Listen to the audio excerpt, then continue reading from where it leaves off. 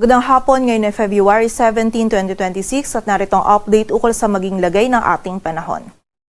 Sa ngayon, wala pa tayong bagyo or low pressure area na minomonitor sa loob at labas ng ating area of responsibility. At ang northeast monsoon o amihan pa rin ang nakakaapekto dito sa bahagi ng Northern Luzon. Palakas pa lamang po ito muli at ina-expect natin magiging maulap yung kalangitan at may mga pagulan tayong mararanasan dito sa May Cagayan, maging sa bahagi din ng Isabela. While dito naman sa Metro Manila, maging sa nalalabing bahagi po ng ating bansa, posible pa rin yung mga biglaang pag-ulan na dala ng easterlies at ng amihan. So kapag po tayo ay lalabas, huwag pa rin natin kalilimutan yung mga pananggalang natin dito sa mga pag-ulan na ito.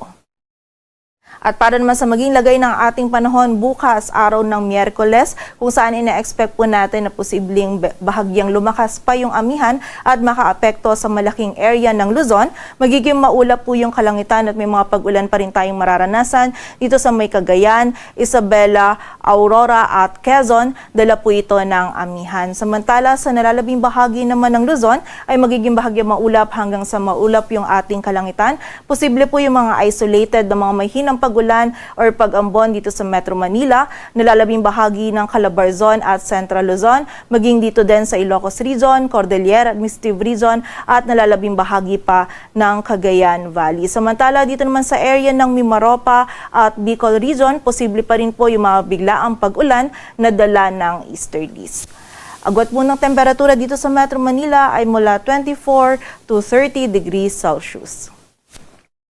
Samantala dito naman sa bahagi ng Visayas at Mindanao, magiging maulan po or mataas yung possibility ng mga pag-ulan, pagkilat at pagkulog. Most likely simula hapon onwards dito sa area ng Northern Mindanao, Caraga at Davao Region, dalay po ito ng shear line or ng easterlies. Kaya naman pag-iingat para sa ating mga kababayan dyan sa posibilidad ng mga pagbaha at pagguho ng lupa. Dito naman sa area ng Palawan, maging dito sa buong bahagi ng Visayas at nalalabing bahagi pa ng Mindanao, magiging bahagyang maulap hanggang sa maulap po yung ating kalangitan.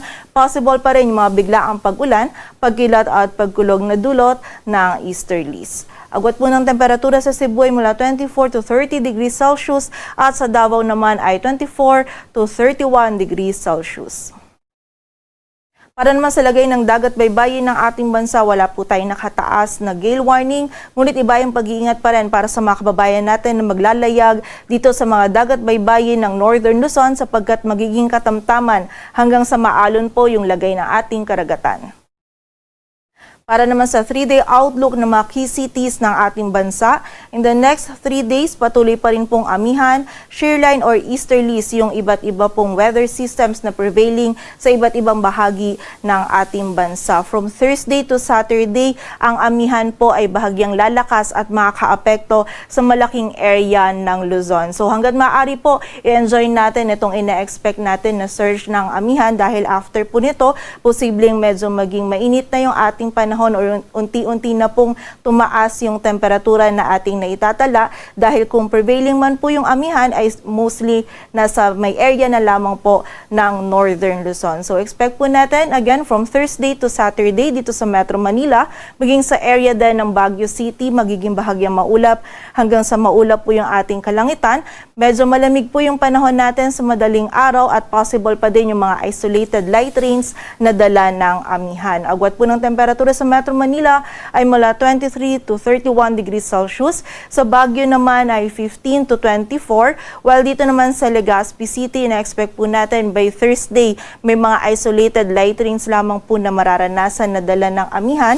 Ngunit by Friday and Saturday, magiging maulap po yung kalangitan at mas mataas yung possibility ng mga pag-ulan. Dala pa rin po ito ng northeast monsoon o amihan. Agwat po ng temperatura sa Legazpi City ay mula 24 to 31 degrees Celsius.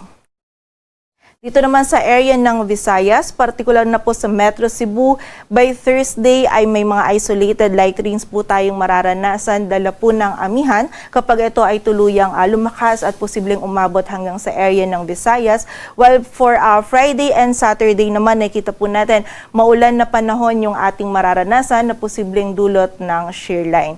While dito naman sa area ng Iloilo City, from Thursday to Saturday, patuloy po magiging bahagyang maulap hanggang sa maulap yung ating kalangitan at may mga light rains na mararanasan na dala ng amihan. And for the area of Tacloban City, in the next 3 days, maulan po yung panahon na ating mararanasan. Posible pong hanggang sa mga malakas yung mga pag-ulan nito, kaya po pag-iingat sa ating mga kababayan sa posibilidad ng mga pagbaha at pagguho ng lupa. Agwat po ng temperatura sa Metro Cebu ay mula 24 to 30 degrees Celsius. Sa Iloilo City ay mula 24 to 31, while sa area naman ng Tacloban City ay 23 to 31 degrees Celsius. Dito naman sa bahagi ng Mindanao, sa Metro Davao by Thursday and Friday, maulan po yung panahon na ating mararanasan.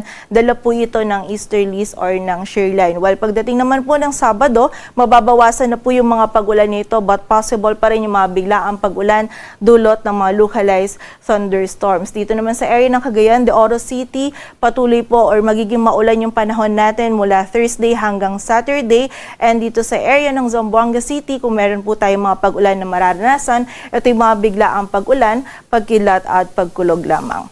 Agwat po ng temperatura sa Metro Davao ay mula 25 to 33 degrees Celsius.